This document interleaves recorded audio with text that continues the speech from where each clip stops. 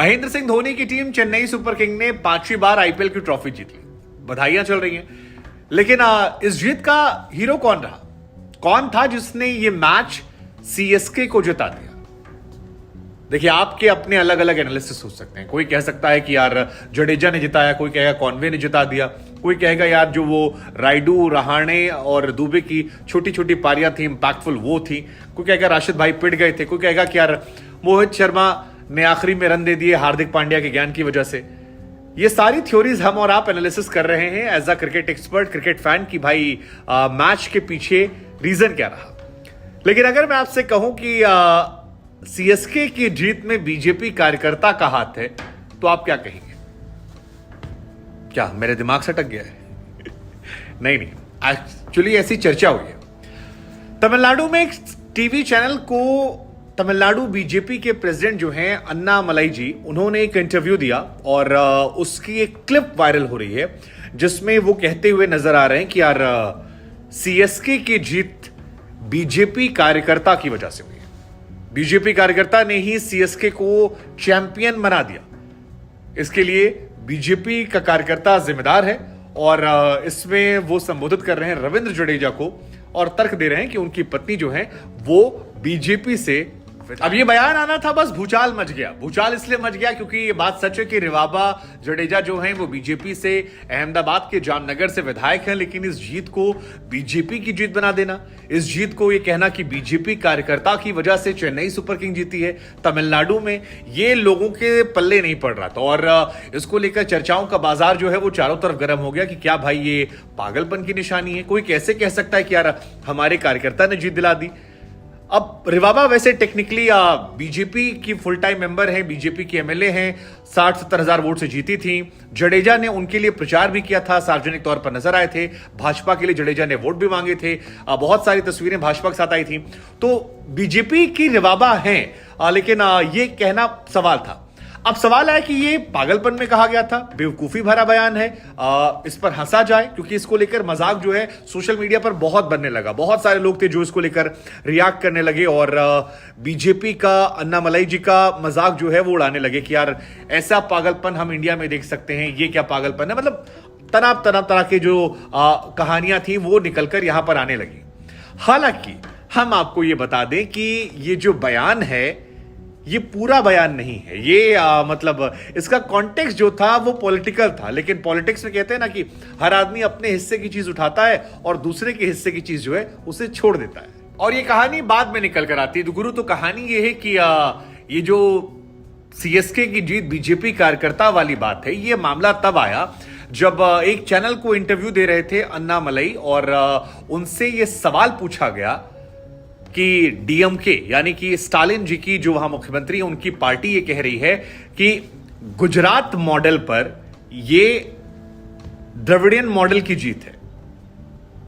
अब political parties जो हैं वो कहीं से कुछ भी उठा सकती हैं, कहीं कुछ भी डाल सकती हैं।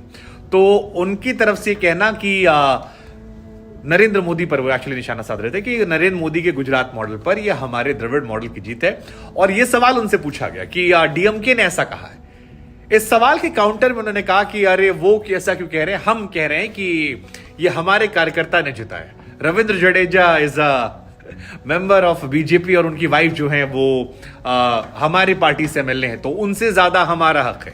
हालांकि इस मामले में उन्होंने ये भी कहा कि साई सुदर्शन जो है वो तमिल के थे और तमिल वाला भी एंगल बहुत निकला, क्योंकि इस पूरे कॉन्टेक्स्ट में तमिल एंगल भी था कि चेन्नई सुपर किंग की टीम में एक भी तमिल खिलाड़ी नहीं था। उनसे ज्यादा तमिल खिलाड़ी जो हैं वो गुजरात की टीम में खेले थे। इनफैक्ट जिस साई सुदर्शन ने 96 रन बनाए थे वो भी तमिल था। लेकिन हम मानते हैं कि हमारा जो बंदा है वो बीजेपी का, उसने सीएसके को जिताया जो खुद गुजरात। तो आसान शब्दों में से आप पॉलिटिकल जवाब कह सकते हैं कि आपकी पार्टी को निशाना बनाया गया। उनसे कहा गया कि आपके बीजेपी के पॉलिटिकल मॉडल पर हमारा द्रविड़ मॉडल है। तो अन्नामलाई ने उसे कवर करते हुए कहा कि ये हमारे कार्यकर्ता का, जो बीजेपी अहमदाबाद से आता है, उसका प्रदर्शन है, जिसकी वजह से हम तमिल खुश हैं कि हमारी टीम जीती। और दूसरा कि तमिल तो हमारी खेल ही नहीं रहे, हमारे तमिल तमिलनाडु से ज्यादा गुजरात की टीम में है, तो let's not do this. But ये बयान जो है ये बहुत ज्यादा सुर्खियों में रहा, और इस बयान का स्पेशली जो फर्स्ट हाफ रहा, क्योंकि बहुत सारे लोग पूरा स्टेटमेंट नहीं सुनते, उन्हें सिर्फ आधा स्टेटमेंट चाहिए था कि बीजेपी कार्यकर्ता की वजह से चेन्नई सुपर किंग जीत गई, और इसके बाद तो कांड जो है वो शुरू हो गया, जबरदस्त ट्रोलिंग जो है वो शुरू हो गई, माहौल बन गया।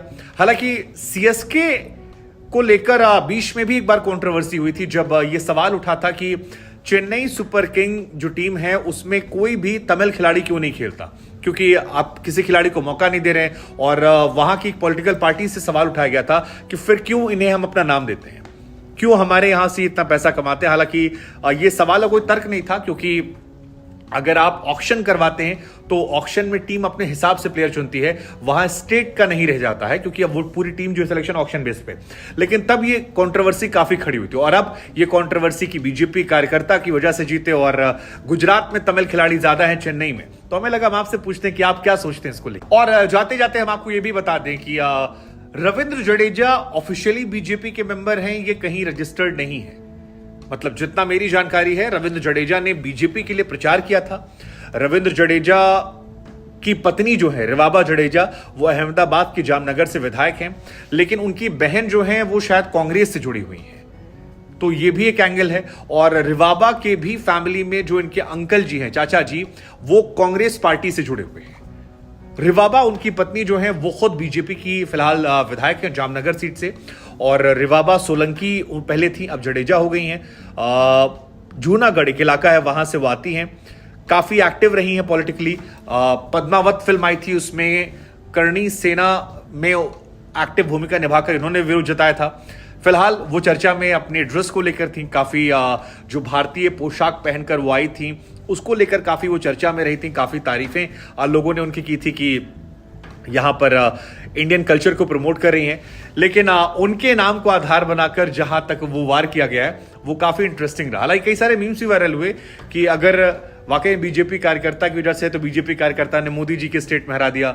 उधर मतलब कुल मिलाकर कहानी जो है खूब इंटरेस्टिंग रही, लोग मसाले लगाकर इसे पढ़ रहे थे, लेकिन फुल कहानी ये थी। इस पूरे विवाद पर, पूरी कहानी पर आपका टेक क्या है, हमें कमेंट करके जरूर बताइएगा।